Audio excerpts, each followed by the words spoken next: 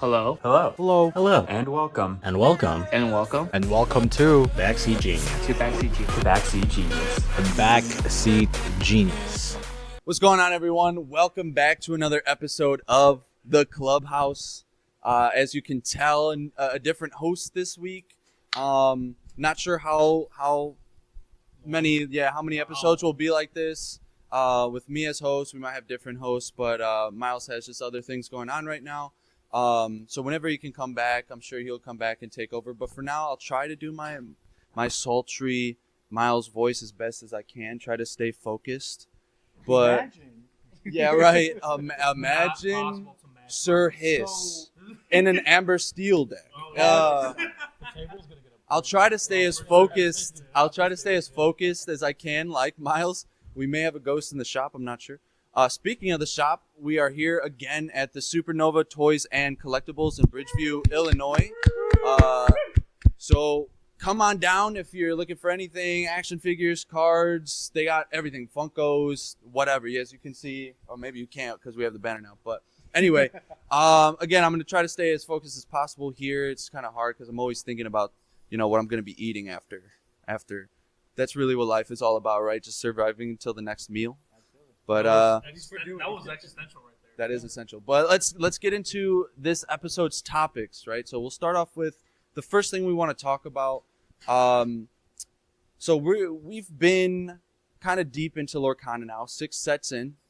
I don't know, when's the 7th set coming in? Do we know? I don't know. Sometime January, February, whatever, something like that. So I think it's a good time to ask. Every different TCG has their version of whether it's like rotation, like standard in Magic, or Pokemon I know has rotation. You have eternal formats, kind of like some formats that are in Magic, or Yu-Gi-Oh! Most notably has their ban list, limited list. So I think it's good to kind of bring this topic up where we're at, because soon enough they're going to have to figure out what they're going to do. Should we follow the path of one of these other TCGs? Should they continue to go like the Hearthstone route of just errata-ing cards like Bucky? What do you guys think? I'll start off this one. I've played Yu-Gi-Oh! I've played Digimon card game, obviously. Pokemon. I've also played like 4 months of Magic. But I think I like the ban list more. But instead of like just straight up like putting a card to 0, I want to copy what Digimon's doing, Bandai basically, where it's like there are some ban cards which is like game warping cards, like clearly game warping cards, but like cards like Diablo, let's just say, which is like a very like specific topic that a lot of people talk about. Like I think Diablo at 1 is okay. Like you can only play one. Like you can only play 1. Yeah, I think like we can't cry about it. Like I get it, the value of the card goes down, but I feel like limiting cards to 1, I feel like is the farthest we should go, unless it's a game warping card. Even Bucky, I would consider just staying as it is, but like keeping it at 1. I think it still be like balanced. Because even Magic does something similar with that with their vintage. You get like 1 of each of the most powerful cards in the game. So instead of having a ban list, it's like the most cards that would be on the ban list, you get 1. Is that specific? Okay. It's a specific Magic format, yeah. So it's not the whole game itself, but just one of them does something. But how? What do they do with standard? So standard, it's has changed throughout the years how many years are in it, but they'll have about 6 to 8 sets in one standard. So pretty much what we've seen to today in Lorcana. Oh, okay. And then they'll all go away, and then they'll except for like the second half. So it's weird, right? You have like a part where you have 6 cards in standard or 6 sets, and then 3 will go away, 3 will stay, and 1 new will come to 4. That's at least how it was like 4 years ago when I played. They might have changed it now. It's a little more Yeah, than 6 they might have changed it now. Yeah. But then there's also Modern, which has that started at a point in Magic's history, 7th edition, and it's all cards forward from there. Right. Yeah. So I think. Do you think that's better for like beginners, or would you say as a Yu-Gi-Oh player? I mean, we'll let John speak on it too. And by the way, I didn't go over this, but we got Justin, Josh, and John. You met them all, anyway. So I think we can move the question on to John, because he's played Yu-Gi-Oh too. As far as the ban list, what do you think is better? From my standpoint, I think like a rotation is really good for someone who's new coming into the game. We're still fresh in Lorcana, right? But let's say 5 years down the line, we have 20 sets, whatever the case is. being able to digest 6 sets as opposed to every single card in the game coming in, I think is kind of helpful. But you have more experience in Yu-Gi-Oh than I have, competitively at least. What do you think? What is your preference? Do you think it's better for newcomers? What is your idea? So my actual opinion. Well, first things first. I have not only died within Yu-Gi to keep that in you're mind. in multiple I've been games. in way more Yeah. card games than what most people probably should in a healthy way. Notable would be like Pokemon. I played probably the majority of Digimon until I Sure. transitioned to. Yeah. And they also had a ban list, like Justin said. Okay. So I think I'm more on the side for ban list for sure. It's just because, I don't know, I feel like people who have invested from chapter 1 forward don't want to lose the fact that they can't no longer play their chapter 1, right? And I think that's just the majority of people. They want to play with the cards that they're so accustomed to. Yes. And that even though rotation will introduce a new format, a new fresh in life in terms of how the game would be played, Mhm. but I feel like at the same time, a ban list can do just as much as long as you know how to prioritize it correctly. Mhm. The problem with ban lists, on the other hand, Sure. could also definitely negatively affect the game for sure. Sure. Because then it could really, like you said, it won't involve the newer players as much anymore, because then the cards that they just picked up out of nowhere just got hit, and they're like, oh well, I just wasted all my money Sure. on this. So it gets pretty bad. So I have no idea where I wanted to personally lean on. I guess I'm more on the Swaying ban towards list. ban list I'm type definitely of swinging more towards ban semi- just because I'm just so used to it, you know. So ban list, or like, do you like the way Yu-Gi-Oh does it too, where it's also mixed in with like limited, semi-limited? I am a big fan of semi-limited and limited for sure. Okay. Probably not a full ban for sure on Okay. any card. I think Digimon, right? I think almost every card in the game right now is pretty balanced Sure, to at the least point for where now. at least limiting or semi-limiting or whatever you want to make it at that point, 3 of, 2 of, 1 of. Yeah. You know, I think it'd be pretty much okay. See, I think that like the question can be broken down more than just like ban list or no ban list. Because in Magic, we have a ban list on our rotating format and our Sure. modern format. Yeah. It's just like the cards that get banned in modern are way more powerful, and like It would like break the game. type. yeah, and like most of the cards that get banned in standard, they just like shouldn't have been printed, and so they're also banned in modern. Got it. But like, I kind of feel that like even if you don't do rotating format, you still have a rotating format at the end of the day. So I played Magic up until 2019, and then quit in 2019 till about 2022 to go to college. Yep. And when I came back and looked at modern, the non-rotating format, the only format I played, I had no decks. Mm-hmm. In those 4 years, everything had been power creeped so much that I had some staples and like the Yeah. mana that was still good, but like the playable cards, they've been power crept the last 4 years and they're not good anymore. So Yeah. like, I think it's healthy to have a rotating format because like, I think a non-rotating format hides the illusion of, oh, you can always still play your same cards from set 1. Oh, you can still play your same cards from set 2. Yeah, there's cards like Whole New World that are so powerful, and I think you see Yeah. a lot more in the spells than the creatures, Sure. where you'll see spells be played forever, but like Yeah. creatures rotate so power creep so aggressively that Right. like I just don't see us in 12 sets still playing with Hero and Flowersham. Sure. And I think to branch off of that too, if we're going to like Magic, they reprint cards, right? Or make them kind of different. So I got back into Magic like very recently, and I just built out a deck, and there's like 3 different cards that have to do with like banishing characters, and essentially reprints. They're kind of worded differently, but they had cards like that when it first began, right? Like Yeah. murder or something. Like Yeah. now it's just called something different, maybe with slightly different text, but it's Yeah. kind of the same. So they'll do things like that. Cards won't be completely gone, but yeah, those originals will be They'll make Brawl cost 2 mana. something. Or they'll make Brawl Yeah. deal something power 3. Because I'm fine naturally, with that. I'm fine with that, actually. naturally, cards are going to Creatures get have to big, get better. so powerful. spells Right. don't catch up. Right. Okay. So I think let's to A one-cost aerial. Okay. a one. Yeah. Whoa. Give me a lightning bolt. Give Yeah, me a right. lightning bolt, a 1 mana. Give me a 1 mana Brawl, and you can have a 1 mana aerial. You know what? Don't throw a whole new world. You know what? Screw it. Let's just do a 0-cost card that gives you 3 ink for the turn. For the turn? Black I'm Lotus. still waiting for. I'm still Alright. waiting for 3 mana, deal 3 damage called Anger of the Gods. That card to all creatures. Oh man. 3 mana, 3 damage to all the creatures. Oh, Yeah. See, there's a card like that right now. A 3 mana grab it's your all sword. creatures, It's right? 3 mana grab your sword. It's your creatures too, right? So Magic doesn't have Inkable and Inkable. They have Right, lands but and spells. would you Unthinkable? Has to be right. Nah, Well, if fuck it's a it. song, it would be Unthinkable, unthinkable. bro. But okay, Uninkable song or Inkable action. What would you rather have?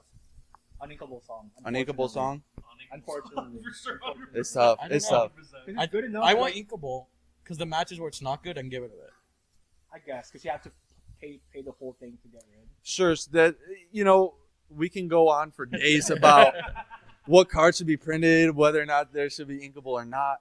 Eventually, we'll get to cards that are so strong that the current cards we have now probably are going to be obsolete, with the exception of maybe a couple. But to finish this question off, and we'll rotate to the next one. Speaking of rotation, didn't even mean to do that. Let's just finish off. So, John, I think you gave you would say probably like ban to ban limited, semi-limited, something like that. Absolutely. Justin, what's your final? What do you think we should go towards? Limit.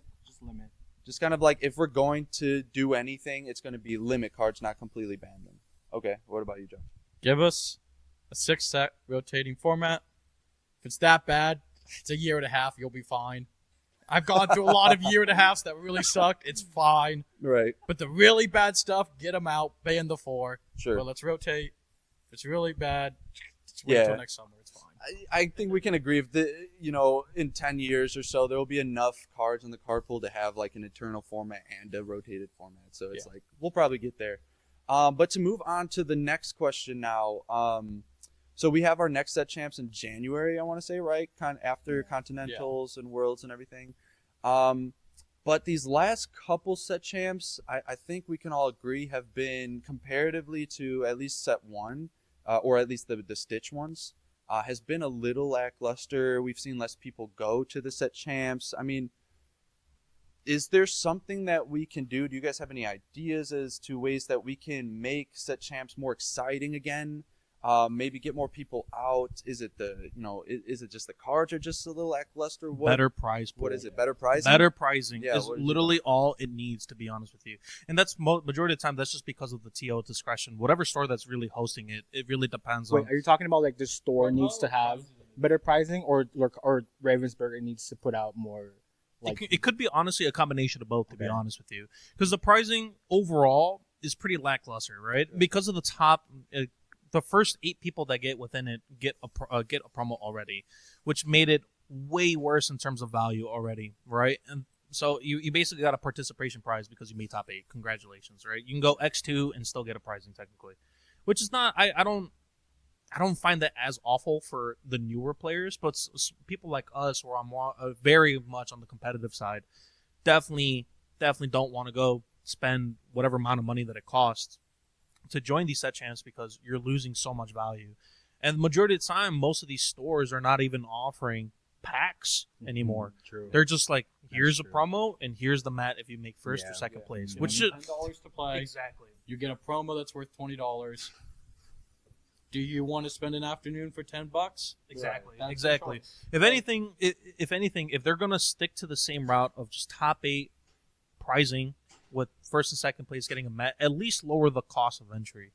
Okay. I personally I can get think with I say that. so. At least lower the cost of entry. And if you are going to keep it, I don't know, like 20, if we're going to go off the 20, which is the normal margin, at least add a little bit more pricing within it. Like, there were some set champs that we went to that were like at least offering a box for the majority of the time, but even then it didn't feel like it was worth your 6 hours that you were there to play, because the majority of the people that were playing there either were unfortunately on the casual side, which is fine, there's nothing wrong with the casual players playing set champs as well, right? Because we want to see that. But then on the competitive side, that one box wasn't worth the 6 hours you were sitting there to play.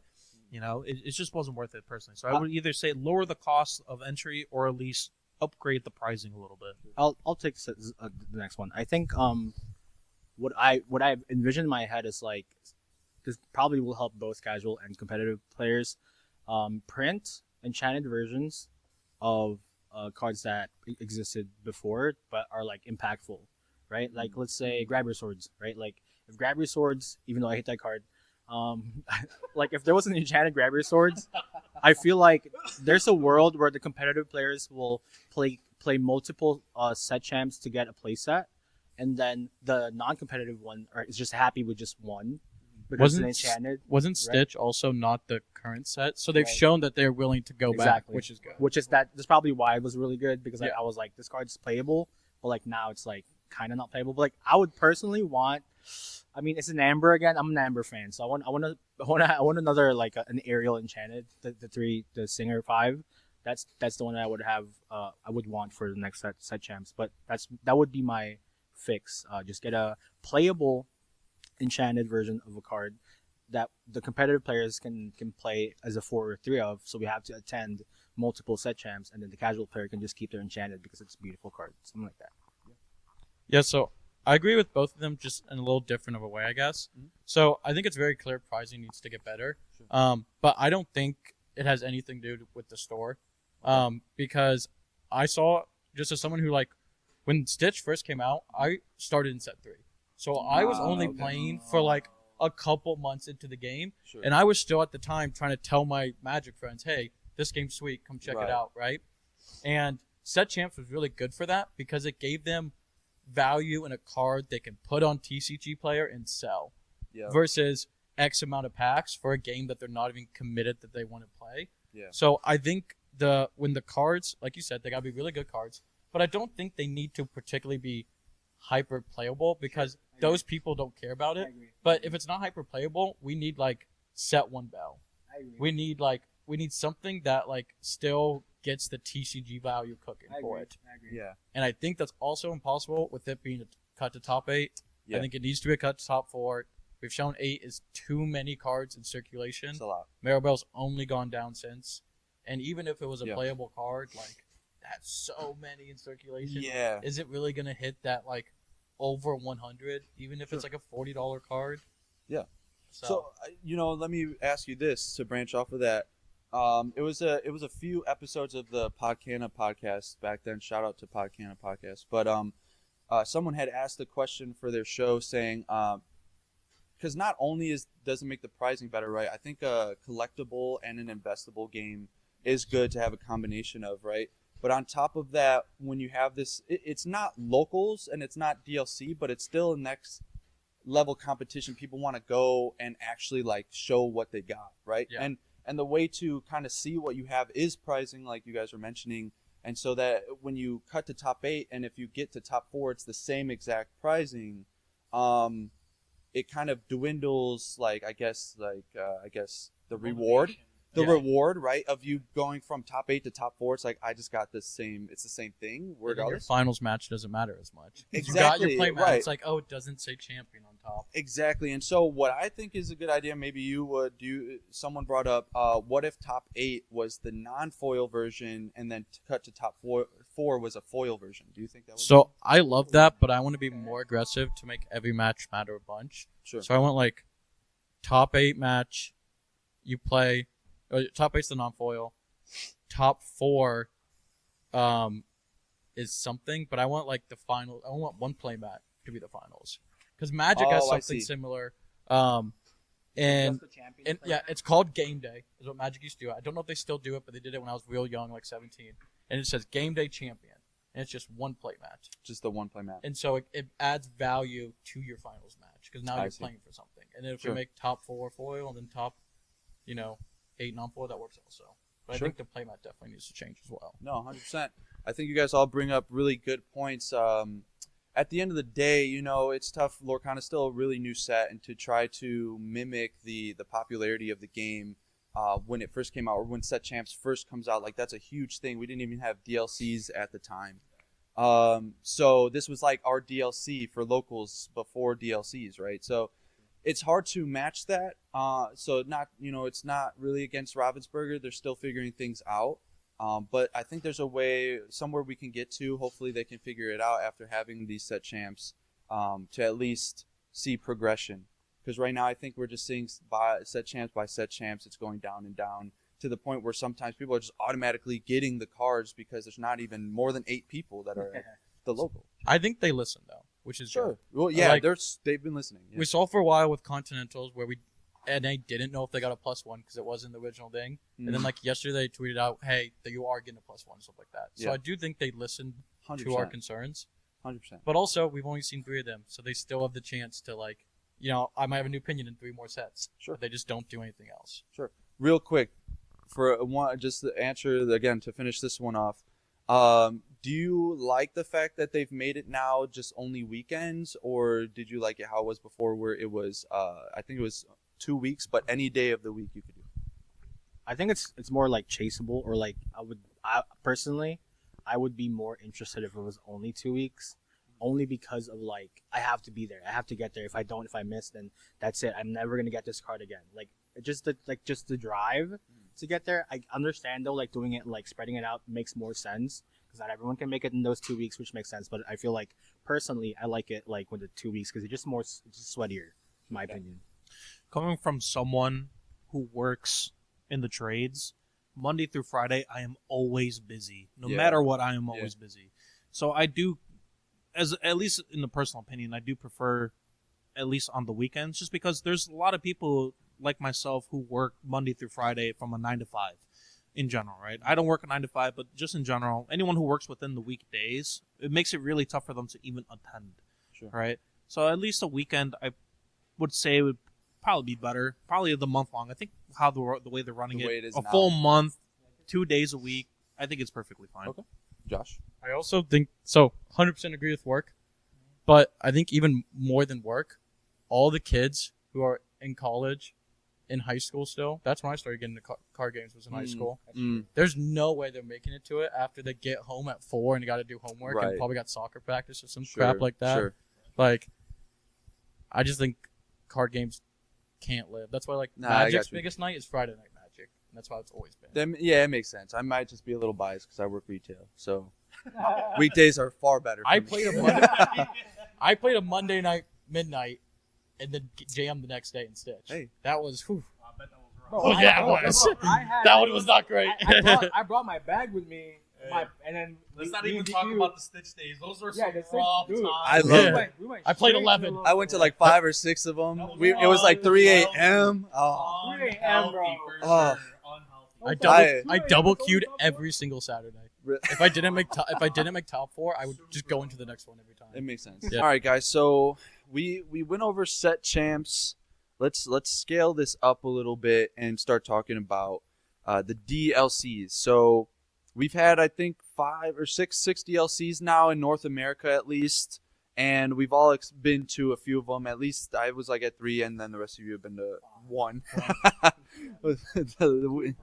A little flex there for Josh, 1 and 1, 1 for 1. And so I want to go over through your guys' experiences what we can take from these DLCs and what you think Ravensburger can improve upon, whether that's, do you think we should stick with the best of 2 or the 2-game format, or should we add more rounds to Swiss? Just anything you can think of as far as how they can improve for the future of the DLCs. Yep. Personally, from a competitive standpoint, I like the best of 2 format. I came from Magic, where there was Star City games, is what I mostly played on, and 7-2 always made it. 6-3 sometimes made it. It just, the bubble's a little different depending on the amount of people. Yeah. But there were multiple tournaments where you can start 7-0, or you can start 6-0, and then you 0-3, and the 6-3 bubble doesn't hit. Sure. And now I didn't make day 2 in a tournament where I started undefeated. Because, Sure. you just can't be IDing like that in Magic. And I think another big that is because there's more rounds on day 2. Your tournament's not done. Okay, yeah. So, I think, with this game, the fact that if you have a good beginning run, you can just start IDing and you're in top 64. Yeah. And I think it allows people with a good run to not have to have a good run the whole day. Sure. Just 3/4 of the day, which I think is nice. Sure. It's hard to 2-0 in this game too, right? So you'll... In any game. Right. I personally think that I like the 2-game format. I think what I like about it the most is that the time that we have to spend for an event, it's definitely condensed compared to the other TCGs that I've played before. Also, I feel like going first has an advantage in this game. So I feel like it's fair for both players to start off or go first, one each. So I feel like that really helps us. And I feel like, to your point, like I know like going 504 guarantees you day 2, but I feel like the longer this game like survives, right? So like second year, third year, 4 years into this game, I feel like a lot of people are gonna like be better or get better in the game. So it's gonna be harder for that 504 actually to be like the threshold. I feel like if anything, you need maybe less wins and just more draws because players get better or something like that. So I feel like I personally like the 2-game format, even though I'm 0 out of 5.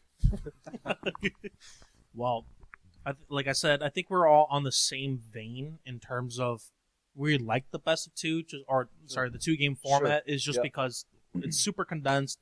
You get to go if you're at the state, you get to go home for the day or go get food if you want to. But my actual only gripe that I have at the current moment when it comes to these tournaments is the fact that we don't have more rounds. But that's just because I'm coming from a Yu-Gi-Oh standpoint, right? I played competitive Yu-Gi for 13 years, so it's the fact that I am well adjusted to having 9 rounds the first day and then 3 extra rounds the second day if you made within the top 128 of the players within the whole tournament, right? Sure. And I think that's what should be implemented. I feel like the people who have made top 128 deserve a chance to make top 64 just because their run was really good. They didn't lose at all. They just drew more than they had wins. I think those people do deserve, in general, to make it. But that's also because when I was in, unfortunately, when I was in Atlanta, I made 129th. So one check back, I had 129th. I was just upset, but you know what? If I made top 128, I wish that I would play an extra round, at least on a minimum, right?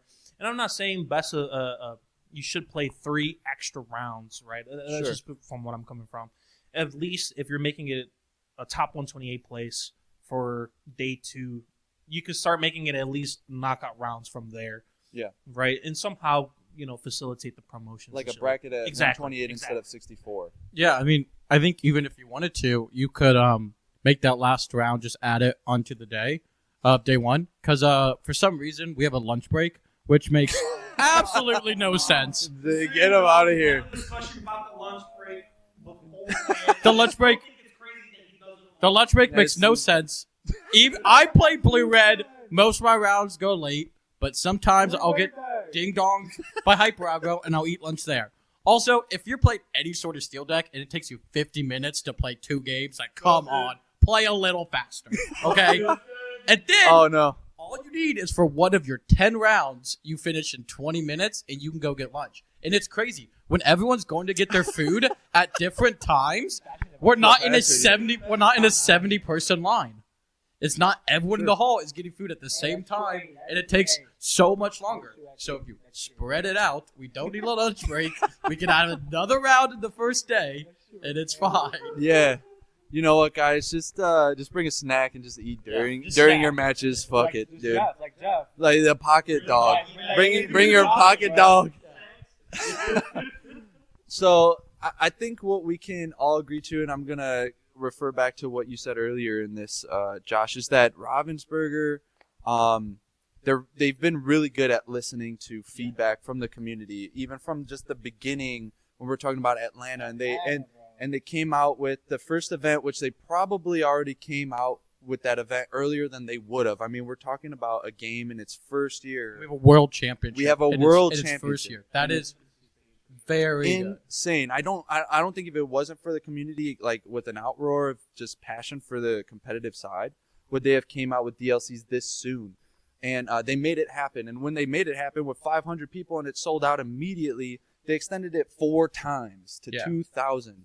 And so they're doing what they can. This is their first year. They're gonna get better. I think we can. The creator comes to at least all the U.S. challenge, if I'm not mistaken. Ryan Miller. So shout out to Ryan Miller, Steven when Warner. Ryan has his ear that close to the game, and people are passionate about it, it's only gonna get better. Absolutely. There are small issues, but they're small issues.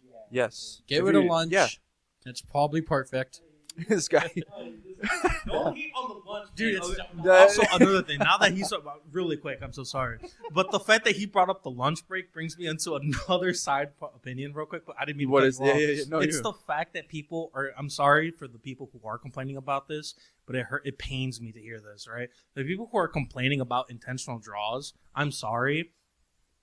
But I'm sorry. You need to grow up. I'm so sorry. Right? You need to grow up. What I'm trying to say is just get better at the game. Yeah, that's what it was. Just be better at the game. I have no problem with the casual players or the semi-competitive, right? But let the competitive players have something here. Come on, man. Like you gotta let people at least have the option to at least intentionally draw, right? There is literally no problem. There literally has been no issue with intentional draws for the most part, right? And the people who think that they're getting bubbled out. Sure. What should I tell them? Get better at the game. I don't know. I don't know. I'm very passionate about people who be hating on intentional draws. Absolutely. It kills me. But sorry, continue. No, you're good. And I don't think we want to come off like too negative, right? Because there are a lot of people out there that are just trying to get better, and I can understand the point of view of like if you intentionally Trying to eat lunch, it's fine. Trying to eat lunch, it's fine. Who wants food anyway? I mean, let's be real. I love dinner 2 hours later. We should just be solar powered at this point. Like, what are we as humans anyway? But I get what, obviously it's just something that's in TCG, right? It's just inherently through TCG's intentional drawing. So we get that point. I had never had a lunch in any other competitive TCG. Anyone else? Has anyone else had a lunch break at competitive TCG events? Anyone? No. Man. Okay. See. All right. But anyway, to go back, we're very passionate in this particular area of the table about food. But Two things. But lunch and draw to get lunch. We're gonna get better with DLCs, right? Ravensburger's gonna get better. They're listening. If there was ever a time to voice your opinion as a community, it's now. Because if you've ever been a part of another passionate community, I come from Call of Duty. Activision does not care what anyone thinks. They're gonna do what they think and what's making them the most money. It's a business. It makes sense. But anyway, Ravensburger with Ryan Miller, with Steve Warner, they're genuinely passionate about the game that they've created, and everyone involved really, really loves the game and is listening to the community. So if there's ever a time to get your suggestions out there and to try to mold this competitive scene to what we want it to be in the future, when maybe bigger entities get involved and it becomes a little harder to make change, this is the time to start doing it. And so, yeah, we'd love to hear those suggestions in the comments. I think, is there anything else anyone wants to? Dude, they're going to corporate the hell out of lunch break. I already know. They're going to corporate the hell out of lunch break. They're gonna hate on the lunch break opinion. They're gonna hate my intentional draw opinion. If you ID, you have time for lunch. That's how it is for every other game. So basically, ID round 1 and you'll get your lunch in. But yeah, so go ahead, guys. Leave a like, comment, subscribe to the channel. Again, leave your suggestions for what they do in case Ravensburger gets a hold of this video and they see your suggestions. But yeah, with that being said, we're gonna go ahead and start play testing, and you guys should too. But you guys all have a great day. See you on the next one. Man. Yeah, no, I said it. First recording, Dewey was eating pizza, showing off his tummy. Oh yeah, I don't know. When he felt bad, he would go like that. Yeah, I don't know if you noticed that.